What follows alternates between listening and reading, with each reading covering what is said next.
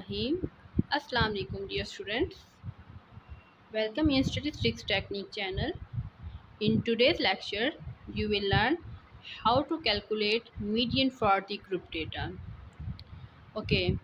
In the previous lecture, I have told you how you can calculate median for the ungrouped data for the odd case and for the even case.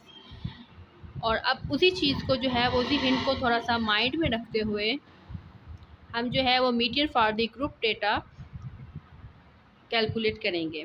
But before calculating the median for the group data you must consider in your mind group median में जो group data है वो दो तरह के data के साथ deal करेगा. One is for the discrete data set and other is for the continuous data set.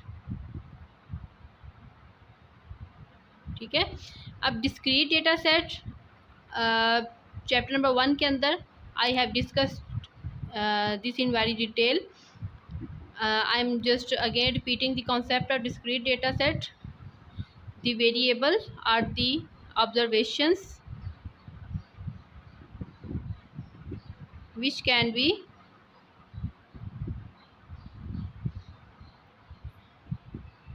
recorded in form of whole number. ठीक है. होल नंबर मीन्स कि इसमें कोई आपके पास डेसिमल नंबर फ्रैक्शनल नंबर नहीं आएंगे. It only takes the whole number. For example number of students in a class.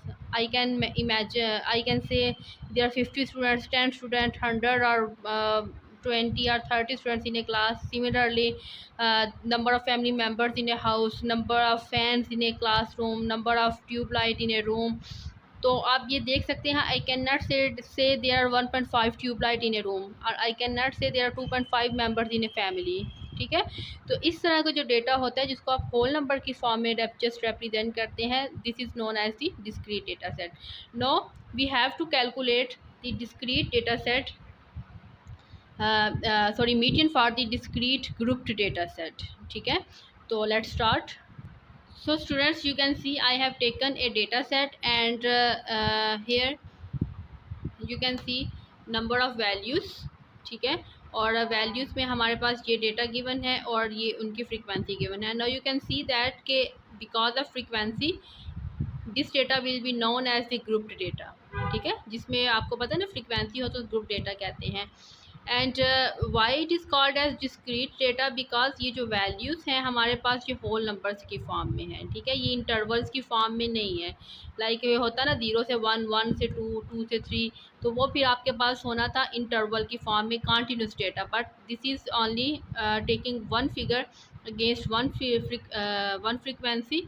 तो इसका मतलब है कि ये आपके पास क्या हो जाएगा, ये आपके पास डिस्क्रीट डेटा सेट हो जाएगा. And every value is in the whole number. Like कोई भी वैल्यू जो है वो डेसिमल या फ्रैक्शन की फॉर्म में नहीं है.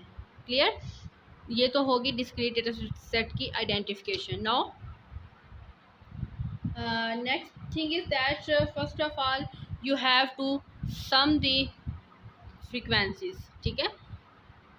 So like 5 + 6 11 + 3 14 and plus 6 it's 20, 23, 23, 25 and plus 1 that will be the 26. I am writing here as 26.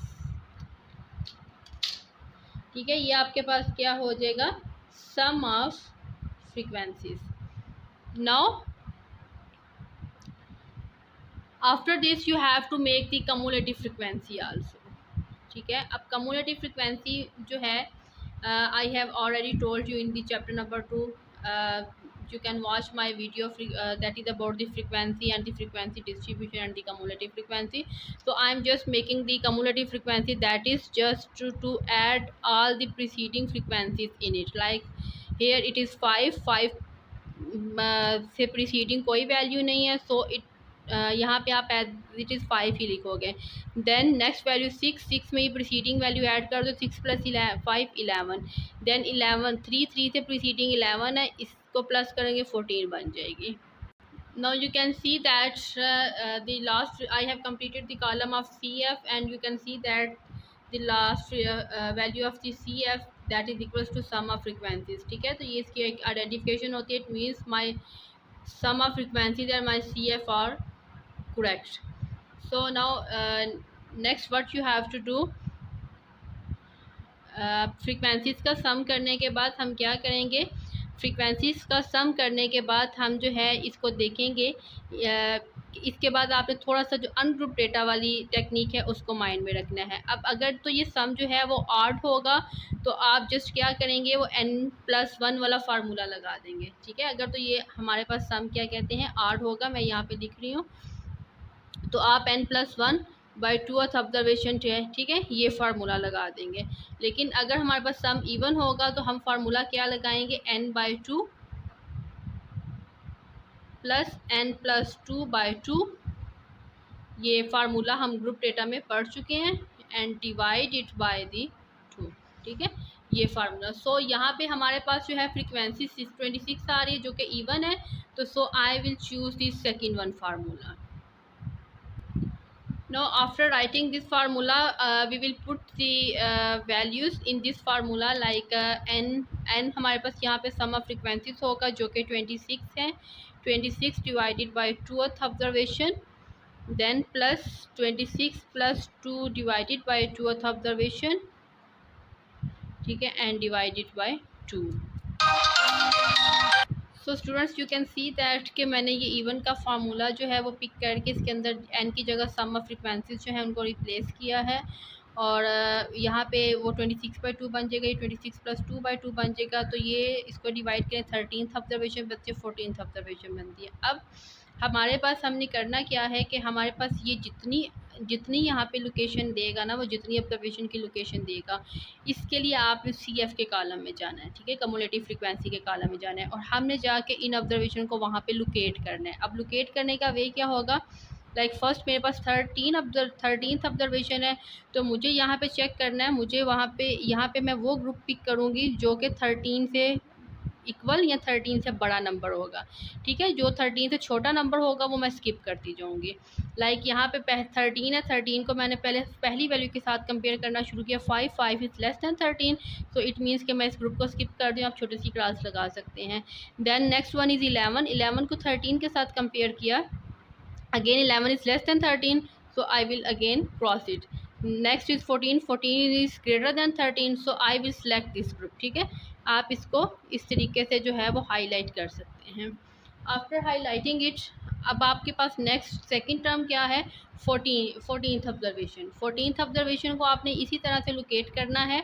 14th observation को भी जब हम लोकेट करेंगे, 5 is less than 14, so I will discard this group. 11 is less than 14, I will discard this group. 14 is equal to 14, तो I will select again this group, ठीक है।